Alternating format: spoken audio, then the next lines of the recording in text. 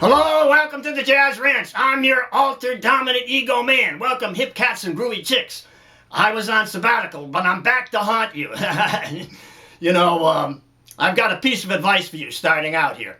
And it's this: never, ever let anyone tell you what you can and cannot do. You know what they told Beethoven? They told him he couldn't be a musician because he was deaf. Well, he didn't listen. Wait a minute now, there's something odd about that. Anyway, I practice piano a lot and I read books. And I read this quote in a book about music. It was about piano playing, and it said there's nothing remarkable about it. All you have to do is hit the right keys at the right time and the instrument plays itself.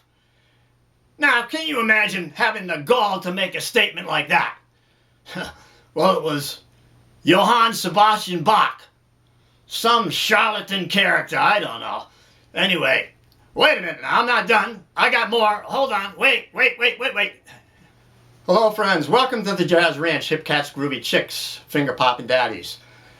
Sorry about the alter dominant man. He's back haunting us, and I think he got that quote wrong, or he misunderstood Bach's point. I think that Bach was being humorous there. Anyway, little humor wouldn't hurt. So now I have a special video for you this evening, and it's about Bill Evans and his influence on me. I thought about calling this video What I Learned from Bill Evans, actually through study and through reading his transcriptions and listening to his recordings and hearing him live. Some things that I learned. I'm going to give you 8 different elements or points about his playing that I've incorporated into my playing, or hopefully I have, and I'm going to use the song Young and Foolish. So here we go with a great song called Young and Foolish.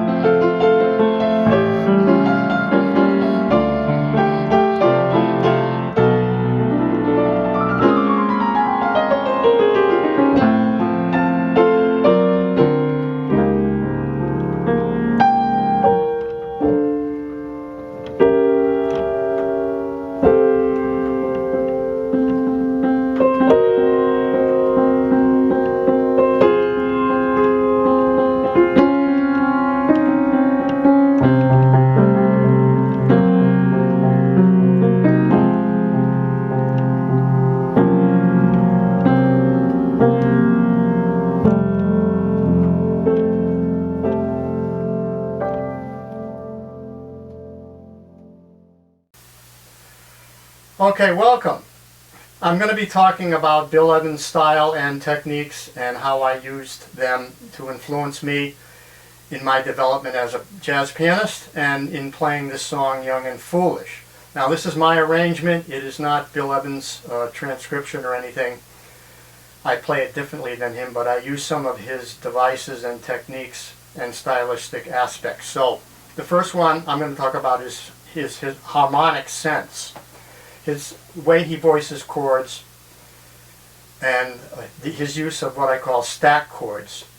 Now an example is right at the beginning of the introduction that I wrote. I have like a C chord on top and a B flat major 7 on the bottom, and that forms the left hand B flat major 7, C on top.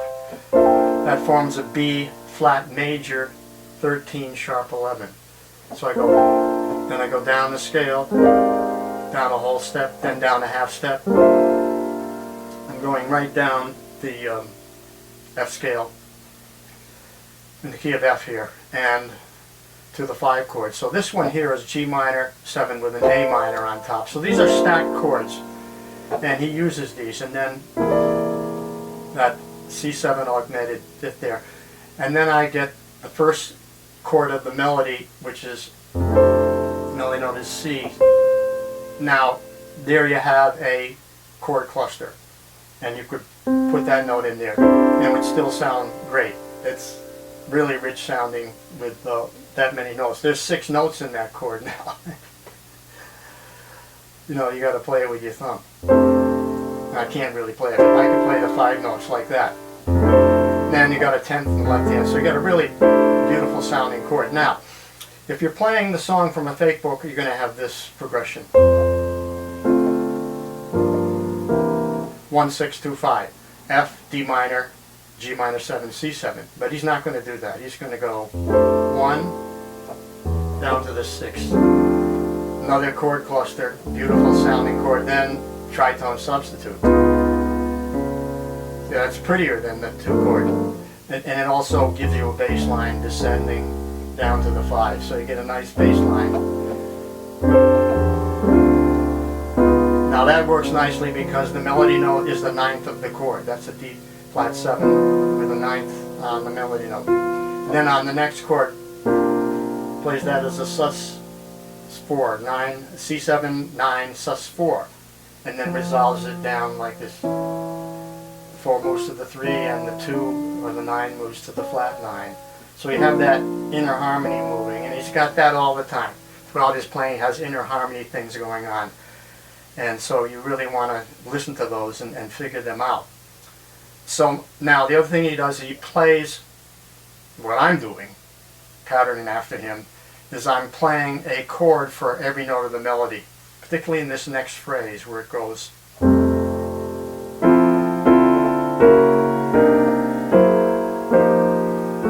Now how do I know how to do that? Basically, I know the pattern, the very simple pattern would be just the 1 chord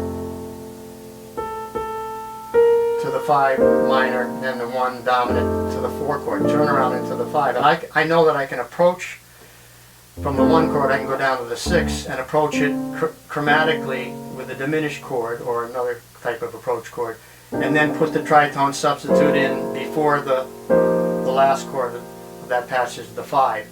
I'm thinking of it as a 5. It's an F7 moving to a 4 chord, so it's 5 of 4. And then using the sus and then the flat 9. So you see, I'm able to harmonize and use a bass line and then put harmony above the bass line. So I have the F chord, D minor. Now this next chord,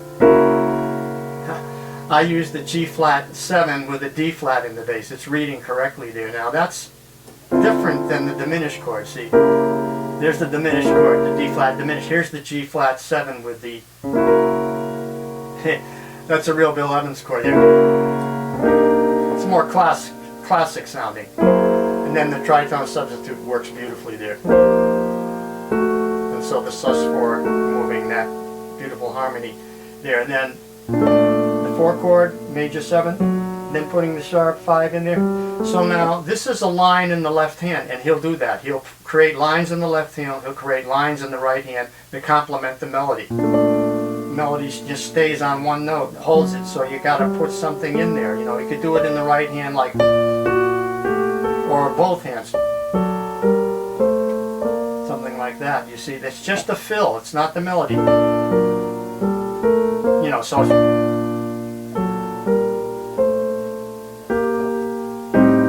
down to A minor, flat 5, and now another tritone substitute to approach the D, E flat 9, sharp 11. And then the D sus, resolving there like that to a G minor, the 2 chord now. Now here, harmony, minor, minor major 7, minor 7, and you can have it in the bass moving down like that. So you'd have, or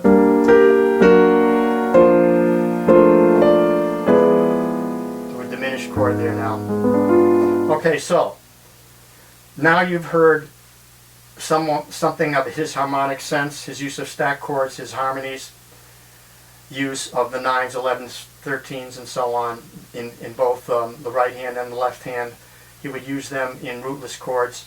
And you heard his reharmonization using approach chords like diminished chords and the tritone substitute in particular. So you can look those up on videos that I have. Now next, the way he plays the melody and his touch. He's very sensitive with his touch, and he accentuates the melody. He brings the melody out, he lets it sing, and that's something that is of great finesse. That's something you have to develop. You classical players learn this early on, to bring out the melody by putting more weight on the finger that's playing the melody and less weight on the fingers that are playing the harmony or, you know, harmonic moves. So like it would be kind of like this. See,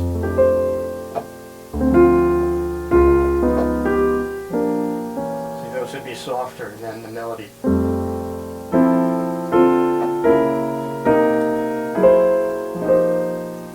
So that would be softer, you see. And this would be softer. I'm trying to exaggerate it a little bit. That'd be softer, you see, in the melody. You know, now this is more difficult to do when you're playing chords in the right hand with the melody, because you have to put more weight on your 4th and 5th fingers, right? Where you're playing the melody and you're playing these fingers for the harmonies. You gotta get the weight on the melody note. Now, the other thing that he does is with the dynamics. Now, his dynamics are part of his trademark of his sound. When we opened for him in '79 with my quartet, we got to talk to his bass player, Mark Johnson. He said that Bill Evans played softer and louder than anyone he had ever heard, and that played piano. And it's true. And his dynamics really set him apart. I mean, you know, Keith Jarrett has that, and there's other pianists. Oscar Peterson has it for sure, but Bill Evans has it probably more than any other pianist that I've heard. That sense of dynamics of playing very soft, being able to create dynamics right within the phrase or within from one note to the next. So like he'd have something like maybe this.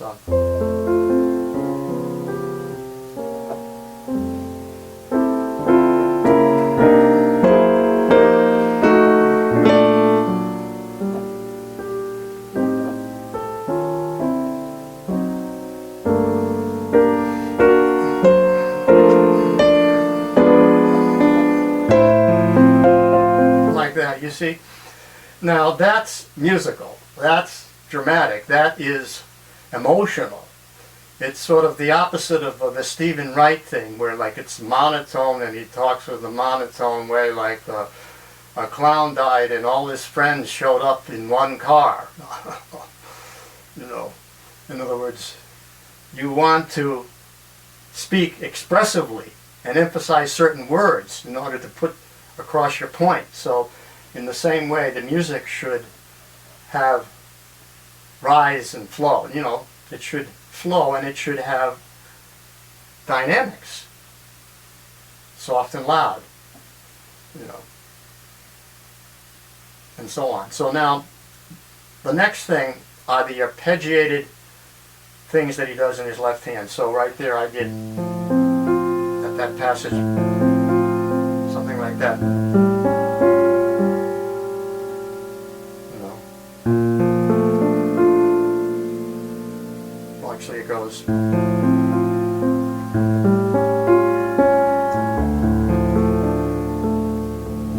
Now that creates motion and movement in the music, and particularly in the left hand where maybe you're playing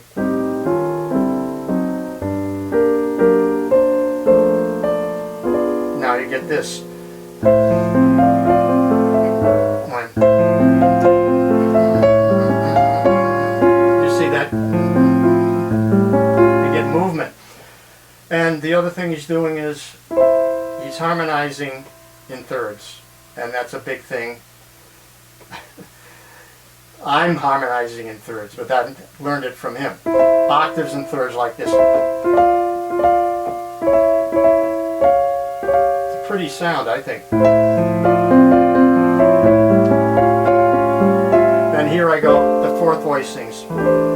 So fourth voicings, and then to this. That's definitely a Bill Evans type of chord. It's a diminished chord, but it's a double diminished. I have two diminished chords stacked. I have a D flat diminished on the bottom, and I have an E flat diminished on the top, but I'm not using that note, I'm using that note. Just that, but it's dissonant enough with that note in there. You know, it's in the scale of the D flat diminished, but it's not in the chord of the D flat diminished, so it's an interesting sound to this. Then I put the minor second right next to the melody there. Then up a half step, but minor. You would think it would be up dominant, you know, or to the 5, but it up a half step minor, not minor 9 there. And then again, repeating the same tenths. And then the descending major 7, minor 7. And then this, that's another stacked chord. I have a G chord against an E, like a G and an E. See? And then another stacked chord. D flat against E flat. It's not showing that, but E flat, D flat there. So, melody is. So, next, change of registers. Now the next section, he might go up an octave, like. So that's changing registers, right?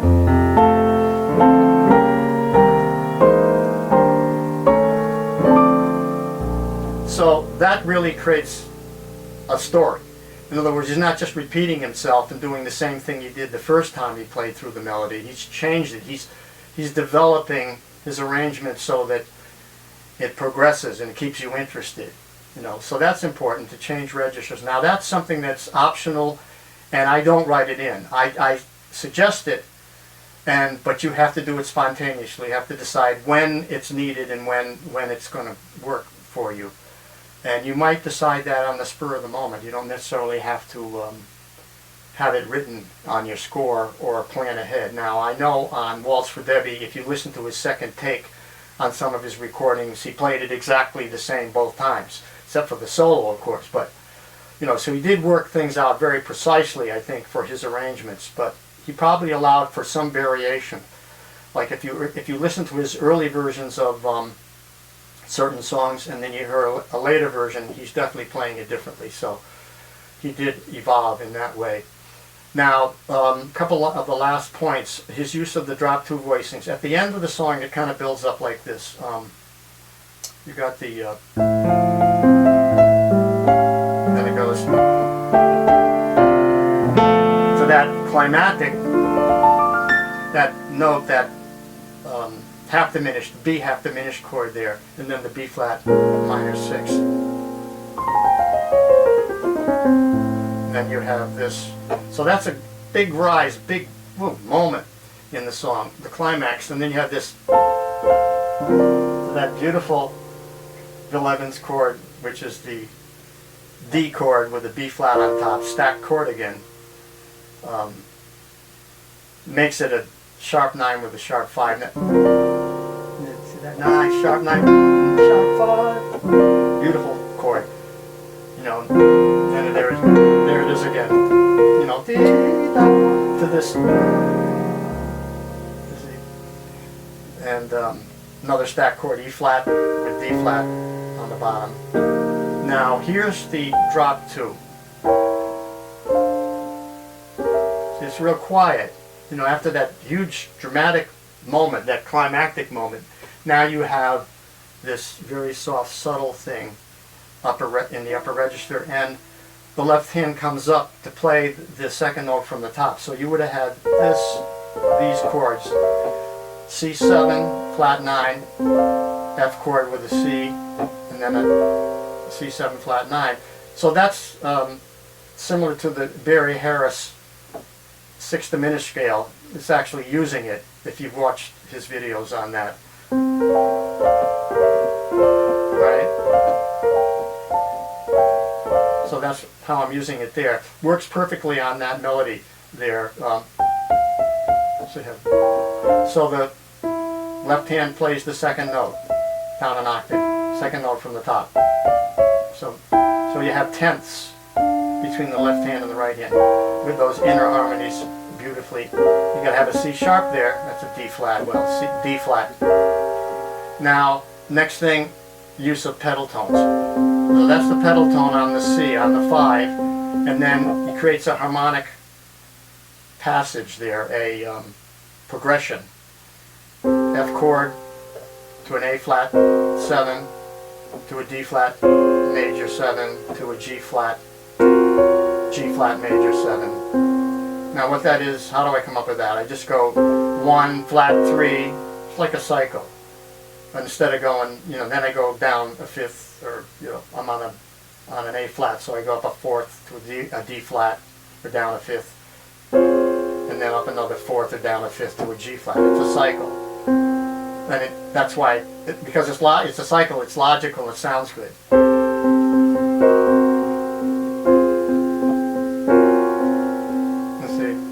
So that dissonance, Bill loves that. He does that on Spring Is Here. Check out his Spring Is Here, his transition from his melody, the first head, into his solo. He does something.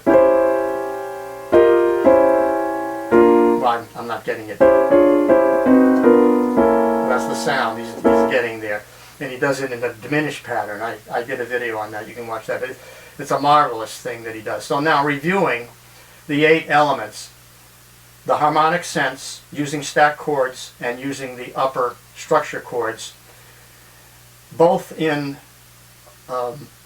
his right hand with his left hand playing roots or block chords, and in his left hand with rootless voicings, he's adding the 9ths and the 13ths and the upper structures. And his reharmonization, either using diminished approach chords or tritone substitutes. Those are really important because he uses those a lot, particularly to harmonize the melody notes. Now, his melody, always bringing it out, putting weight on the melody note finger so the melody sings, so you really know what the melody is, and then keeping the other notes, the complementary notes, softer. That's a real art. That's real finesse. Dynamics, that's the big thing, probably the biggest. I haven't talked about rhythm. Of course, his rhythm is marvelous too, but that's another topic for another lesson. But his dynamics within the phrase, building, dropping back, subtle changes of dynamics within phrases. The arpeggiated left hand, tenths and whatever. Change of registers, not always playing, not always repeating yourself, but change the register will create a new sound for the melody. That's important. Use of the drop 2, and you have to develop an ear for that, when to use it and when it's going to work. Usually works well on, you know, scale. That's a scale type of thing. You know, I used it on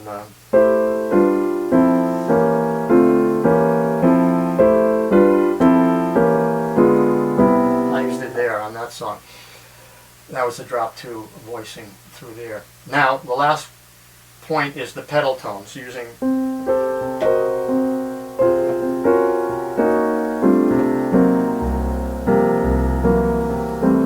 that's another thing that he does a lot, particularly in transitions from maybe the head to the solo. Creates tension and interest. So there you have 8 points. Now what I want to recommend to you is to record yourself. Now listen to his recordings, download my score, practice it, circle the points that I made on the score, and then record yourself playing it and listen to, critique yourself, ask yourself what you like about your playing, what you don't like, and then try to work on those aspects and try to improve. If you need more dynamics, work on that. If you need better sense of harmonization, if you need your left hand, develop your left hand with more techniques, work on that. You know, figure out what you need to work on. And if you record yourself and listen to yourself objectively like that, you'll learn a lot and you will improve, guaranteed. So write to me, let me know how this goes, and we'll have a sign off now. Signing off from the Jazz Ranch. I hope you enjoyed this video. Please write to me. I love to hear from you. I always answer all comments. Give me a month or two to get back to you, but I will respond to all comments and emails. So until next time, I'll say swing loose, and we'll see you around the block. Bye-bye.